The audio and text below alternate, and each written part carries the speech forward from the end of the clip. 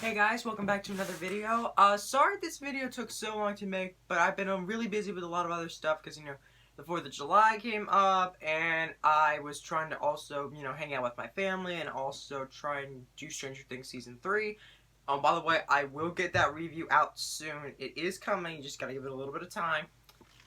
But, yeah, so this is my review of Spider-Man Far From Home. So, yeah.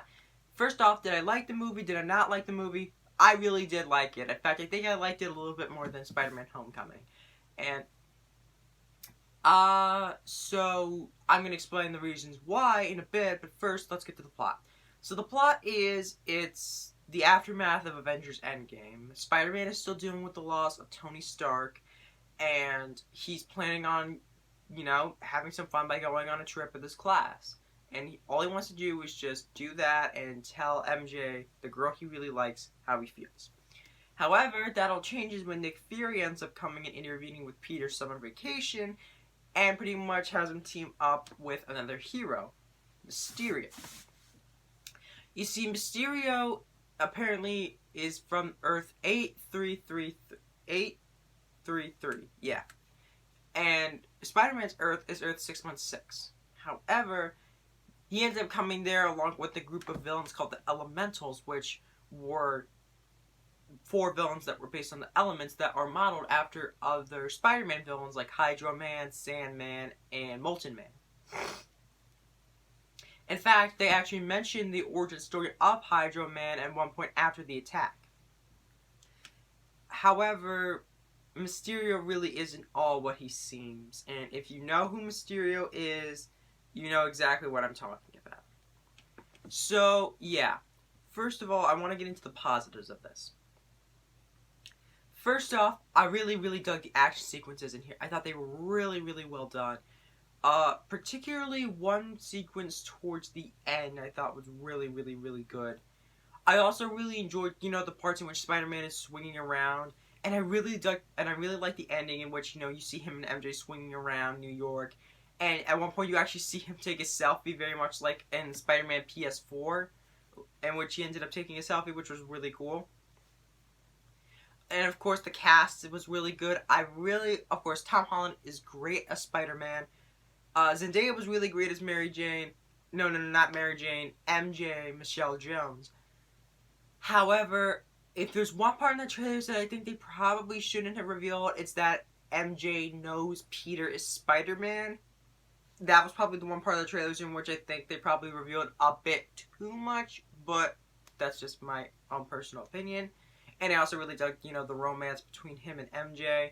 And you think that MJ has sort of an exterior of somebody who just doesn't like very much and is very cynical, but but if you really get to know her like Peter does, you find she's just as awkward as every other teenager around her age, which is really nice.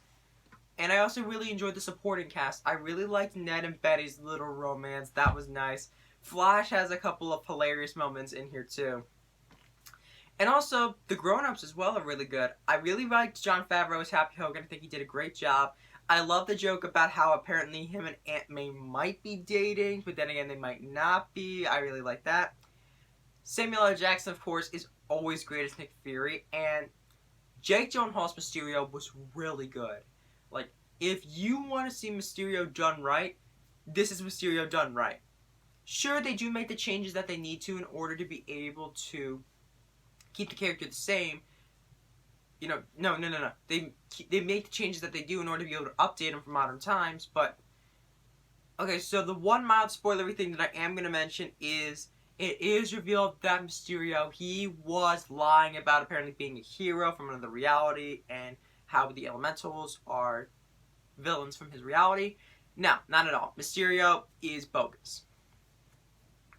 But I'm not going to reveal the backstory because I do feel like the fact that that is a spoilery thing, and I will have a spoiler review up in which I talk about all the stuff that I can't talk about here, and like the man in post-credit scenes, which I really want to talk about, but I realize the fact that I can't because not everybody has seen the film. So I will just keep on going with my non-spoilery stuff.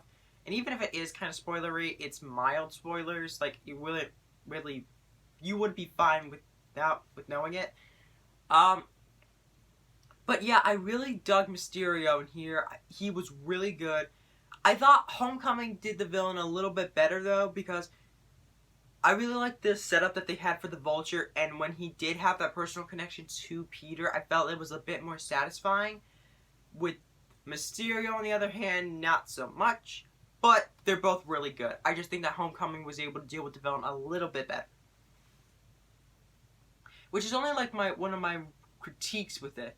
And also, want to mention real quick, there's a couple of scenes that you see in the trailer that actually did not make it into the movie. Like, in the teaser, you actually see him go to the deli from the Homecoming to get some stuff for his trip, and you see him in the Iron Spider suit fighting off some goons, and he makes the remark about the cop about him being the next Iron Man. He's like, oh no, I'm too busy doing your job. That is not in the movie, and the reason being was because they wanted to be able to get the story going, which is understandable, because I think the fact that probably would have been one action sequence too many, but fear not. The scene's not going to go to waste, because when the Blu-ray comes out, when it comes out on home media, there will be a short film called Peter's To-Do List, in which it shows like what Peter was doing, before the trip. So you see him going to the deli, you see him picking up his passport, you see him fighting off that mob in the Iron Spider suit, and all that. And also really liked how they actually used the Spider-Man suits. You do see a lot of the suits that he uses in the film, but they happen for no reason. They don't do that. They have the Iron Spider suit near the beginning because he's showing the fact that he's still getting over the loss of Tony Stark, and this does take place after Endgame and Infinity War, so he would still keep the suit.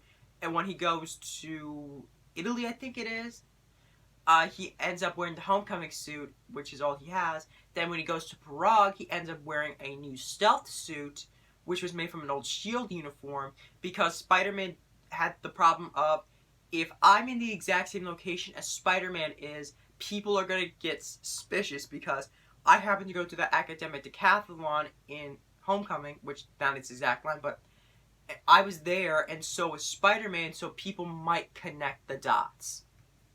Which is why that suit is there. And he also has to be able to craft a new suit at the very end. And I also really did like how the fact that they are sort of making Tony Stark sort of the MCU version of Uncle Ben, because even though Uncle Ben does exist, we really want to be... Spider-Man is still trying to be able to deal with the loss of Tony, because he's just trying to find a father figure, because his own father died when he was very young. Uncle Ben died, of course, when he was younger, too. He also now has to deal with the loss of Tony Stark, which is a big deal for him, which is why he thinks he's going to have this great relationship with Mysterio, because he thinks it's nice to have someone to talk to superhero stuff about, but yeah, Mysterio just turned out to be a load of crud. But anyways, and I also really liked the scene in the plane in which Happy was like, you were never going to live up to Tony, but then again, Tony can never live up to Tony. And he would get a lot of stuff wrong. But the one thing he knew for sure that he would get right was picking you to be his replacement. And then you see Peter craft the new black and red suit.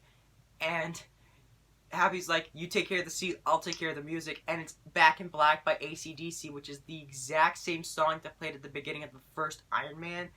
And Peter hears it. He's like, oh, I love Led Zeppelin.